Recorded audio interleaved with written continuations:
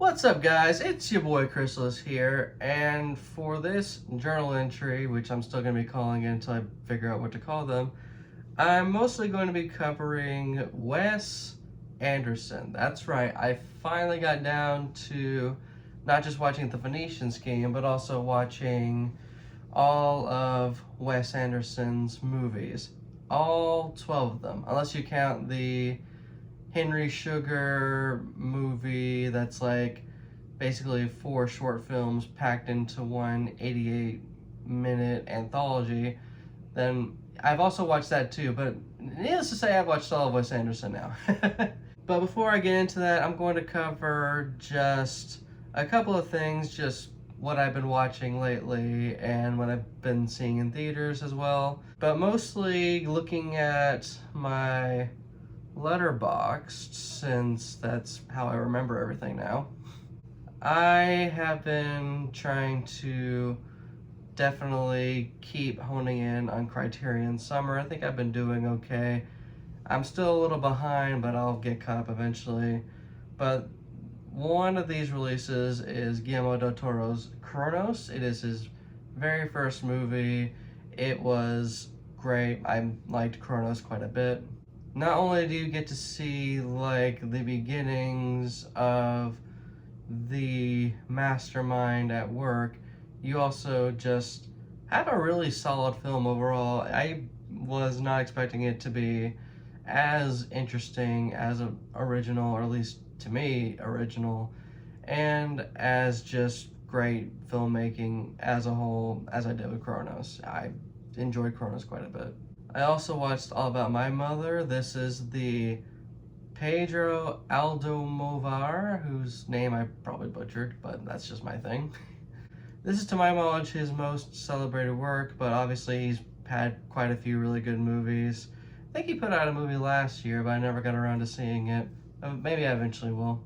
But I enjoyed All About My Mother a lot. I think it is a really great movie about sisterhood, motherhood.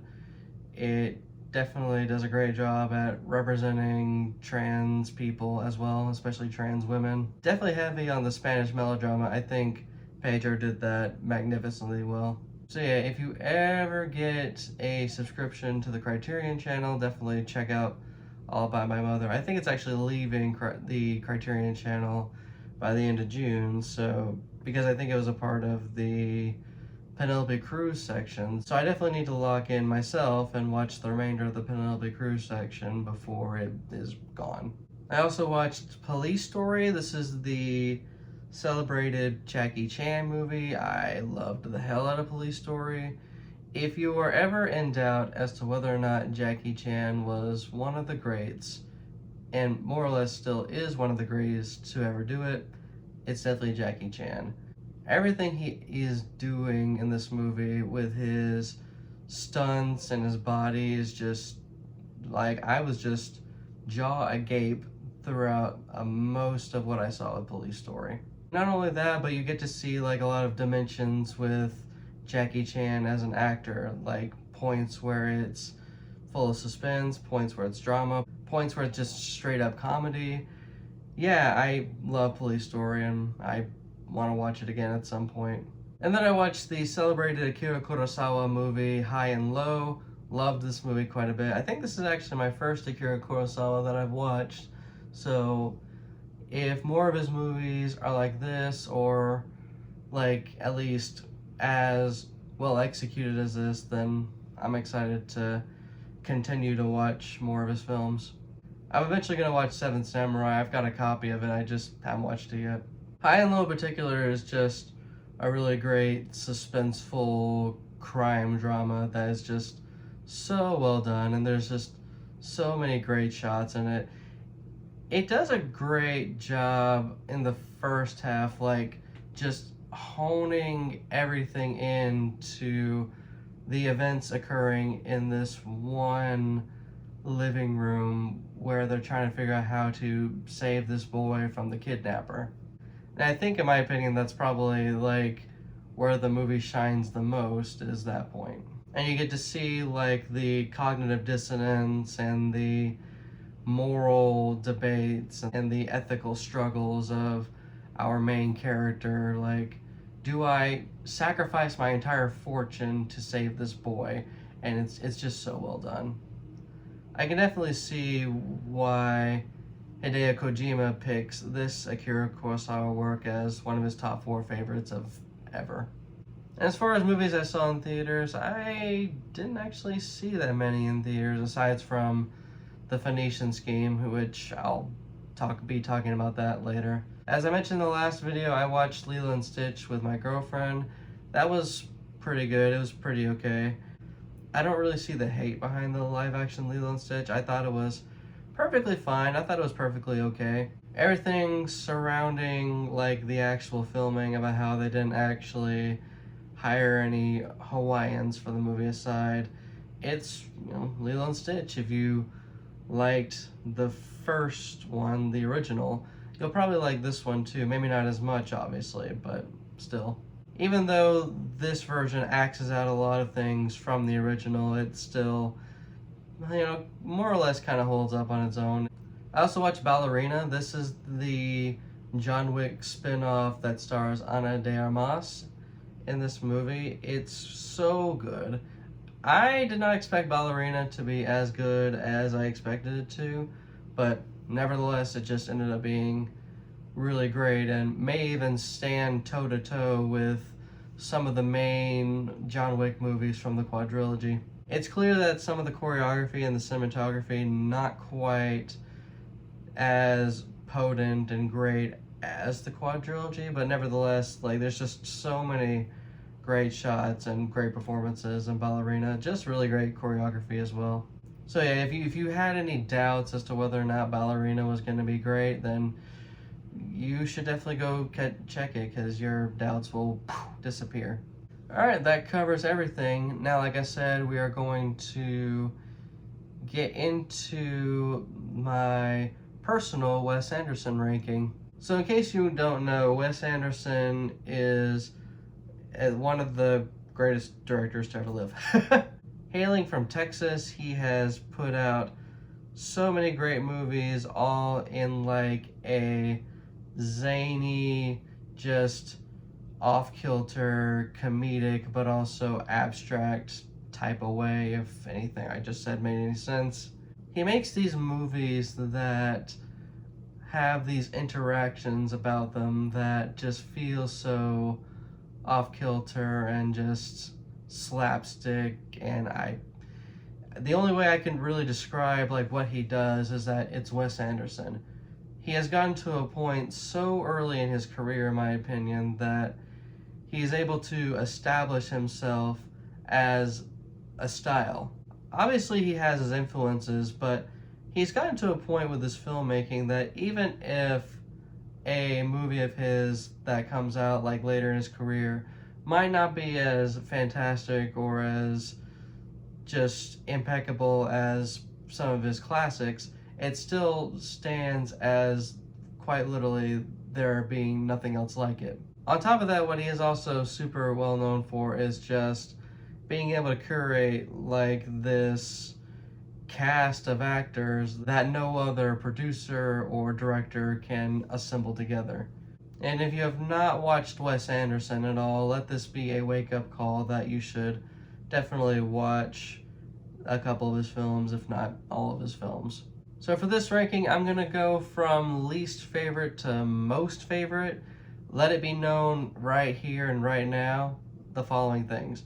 1, if a movie is at the very bottom or towards the bottom, I did not think it was bad. Even in a vacuum of like all the other movies that have ever came out, Wes Anderson has never put out a bad movie. And 2, this is also in order of preference, not necessarily if I personally think one is better or greater than the other. Just if you lay them all out in front of me, which ones am I most likely to watch? Like, if you lay them all out in front of me. Like, if you brought me all these right here and told me which of these I would rather watch, this is the order that I will watch them from. But like I said, we're going from least to greatest for this video. By the way, I'm going to be omitting The Wonderful Story of Henry Sugar and 3 More, But you definitely should watch it if you have a Netflix account, or if maybe in the future they put it on Criterion. I did definitely enjoy it quite a bit. I'm just going to omit it because it definitely feels more like an anthology of short films than it does its own long feature-length film. But you should definitely check it out nonetheless. A lot of the cinematography that Wes Anderson, Roman Coppola, and Robert Yeoman are known for is there. A lot of the zaniness of his screenplay and the performances from the actors is definitely there. Even if these in particular lean into a lot more narration than others that he's ever put out. So even if I'm leaving this off the list, you should definitely watch this for sure. As you should watch like just about everything Wes Anderson has ever put his name on. Okay, so right at the bottom at number 12, I'm going to start off with the Darjeeling Limited. Just to be completely blunt, this is probably the only one that to me is probably not great, or at least compared to like the rest of his filmography is not great. It feels a lot more contained, which might kind of conceptually be the point because much of the film is like locked into this train. And I think a lot of the metaphors, especially the trauma and baggage that our parents leave behind for us, both figurative and literal, I think that wasn't really altogether honed very well, at least comparatively speaking. But nevertheless, it's good. I definitely recommend Darjeeling Limited. I believe this is the first movie where Adrien Brody collaborates with Wes Anderson, and I think he was probably my favorite performance in the film. But aside from that, it just feels small compared to what he makes. And I think that's just what it ultimately comes down to. It just feels very small and stripped back. At number 11 is Asteroid City. I enjoyed Asteroid City quite a bit. This is the one Wes Anderson movie where it feels like he is breaking the fourth wall the most, kind of telling this one story, but also telling this other story about the making and the conception and the performance of the play Asteroid City. And a lot of times I feel like the disruption of the immersion of the main story, I just feel like that it didn't work as well as it ought to have. Although during these sequences, there's a scene with Margot Robbie that's just absolutely beautiful, that if for no other reason, you should definitely look up on YouTube or just watch this movie because it's still great. But apart from all that, there wasn't really a whole lot, again, within the vacuum of Wes Anderson's movies, that didn't stick out as much to me as I had hoped. But nevertheless, in the grand scheme of things, still a really good movie.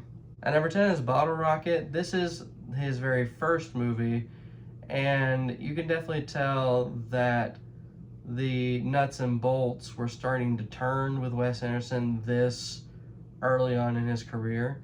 You can definitely tell that there was probably a lot more that he wanted to do, that due to time constraints and budget and whatnot, that he just wasn't able to get done. But even as is, again, still solid. Anderson does a great job at directing Owen Wilson and Luke Wilson in their very first performance as actors ever. So in a way, you also get to see the inception of both of their acting styles just taking root before they end up trailblazing throughout the next couple decades or so. Well, more so Owen than Luke, but you know, it is what it is. So definitely check out Bottle Rocket. It is definitely a highlight for the 90s. This is one of Martin Scorsese's favorite films of the 90s, as I recall. So yeah, definitely check it out. At number 9 is The French Dispatch. I enjoyed The French Dispatch quite a bit. The problem is it doesn't really feel like a main story to me. It felt more so like this really solid love letter to journalism, where the film is more so about this publication that is closing down because their editor, played by Bill Murray, died, and you have these really invigorating stories from Jeffrey Wright's character, Frances McDormand's character. It's just, that are really interesting. But similar to his Henry Sugar short films, That's what it kind of feels like to me. There's not like a main focus. I just felt like I'm watching like similar to like Kinds of Kindness by Yorgos Lanthimos. I didn't feel like I was watching like a central focus, albeit with The French Dispatch you still have Bill Murray end up definitely being like a centerpiece for all of it, but you don't really see like a whole lot of him throughout the movie aside from like bits and pieces here and there. Still, regardless, as far as like newer Wes Anderson, as well as just in release order the latter half of Wes Anderson's films, this is definitely a must-watch in so many ways. In addition to that, Timothée Chalamet is also in this one, and he delivers a pretty impeccable performance in my opinion, as well as Jeffrey Wright. I think Wes Anderson, when he found Jeffrey Wright and decided to start casting him in his films from here on in, he just made like one of the greatest decisions he could have. Because in addition to The French Dispatch, he's also just really good in Asteroid City, as well as The Phoenician Scheme, if you have not went to theaters to see that yet. Alright, that concludes the bottom 4 of his 12 movies. Now we're in the middle 4. At number 8 we have The Life Aquatic with Steve Zissou. This is the Wes Anderson movie where Willem Dafoe started collaborating with him. And the movie is just insane, and you can tell that like so many jokes and humor and whatnot, like I wouldn't necessarily describe as politically correct and some of it probably did not age very well with time, but it's just so chaotic that I just enjoy it from beginning to end in a lot of ways, even if like a lot of it just ends up not making sense. But the one thing that is for certain that is true for every Wes Anderson movie is that it always knows how to land on its feet and just leave you just feeling something like at the very end. And Life Aquatic definitely does that for sure. Also, shout out to the actor who plays Pele, whose name I'm not really remembering at the moment, for all the David Bowie covers. I thoroughly enjoyed all of them. You can actually listen to them on Apple Music. At number 7 is Moonrise Kingdom. This movie houses one of the best performances from Bruce Willis, and you should definitely check that out if for no other reason. I thought Moonrise Kingdom was really, really good. It definitely, there's a reason it's somewhere in the middle in terms of his catalog. It may even be higher than this. I'm gonna definitely contemplate that more and more. I thought the film was endearing. I thought it was really sweet how much of this movie is about this young adolescent romance between this girl and the boy, and how they're all just trying to protect them from the elements, and they're just both misunderstood. They're both just feeling so lost and finding one another, and yeah, it's just really good. It may be higher than what I put it at here, but it definitely is a must-watch for Wes Anderson's filmography, in my opinion. At number 6 is The Phoenician Scheme. Now, I'm probably a little biased because it's the most recent one I watched, and I watched in theaters, as all movies should be watched. But I felt The Phoenician Scheme was fantastic. I thought it was really good, especially after having watched The French Dispatch and Asteroid City consecutively. This one just felt like a breath of fresh air. Benicio del Toro is absolutely fantastic in this movie. Michael Cera is also just great in this movie as well. It's actually surprising that it has taken this long for Michael Cera to be in a Wes Anderson movie, but nevertheless, here we are, and I'm glad we are here. And also, in a way, it just feels like kind of like a back to basics for Wes Anderson. We're not doing this like fourth wall breaking like we did with Asteroid City. We're not doing this whole semi-linear set of vignettes or whatever like with The French Dispatch. We're just doing Wes Anderson in that it's like a really wild and silly adventure similar to, say, The Life Aquatic, and he just nails that so incredibly well. So if you're thinking about seeing a movie in theaters right now, definitely go watch The Phoenician Scheme. It's great. At number 5, and this one might be a little controversial, especially once I get to my top 4, it's Rushmore. Woohoo! This is one of the seminal, essential Wes Anderson movies, and it's not higher because for certain reasons as it pertains to like cinematography and pacing as well as just screenwriting and everything, it just doesn't feel fully Wes Anderson yet. But to go from Bottle Rocket to Rushmore is just absolutely impressive for him. This is Jason Schwartzman's very first movie. This is Bill Murray's first time collaborating with Wes Anderson. And you can definitely see that so much about what Wes Anderson wants to do throughout his time as a filmmaker is just coming together so impeccably well with Rushmore. And realistically, the only reason it's not higher is because it doesn't feel Wes Anderson enough. I still am contemplating its place on the list, but I think in the top 5 is probably a comfortable place to put it. Alright, now we're in the top 4. These are, again, in terms of preference, my personal top 4 Wes Anderson movies. And number 4 is Isle of Dogs. For a time, Isle of Dogs was actually my favorite Wes Anderson movie, but that was back when the only ones I watched were this one, Fantastic Mr. Fox, and the Grand Budapest Hotel. So, yeah. But I think the animation was wonderful in this movie. I found a lot of what happens to be pretty endearing about a boy just trying to find his dog, trying to figure out what happened to his dog Spots, and willing to just hijack a rocket or aircraft of some kind to go to Trash Island to find him. And I thought it was really interesting how he approached the Japanese characters, not really dubbing them over or having them like speak English, but just having them spoke in their native language. And if there's need for translation, there's just another character that translates for them on their behalf or whatever. There's just a lot about Isle of Dogs that just works incredibly well in my opinion.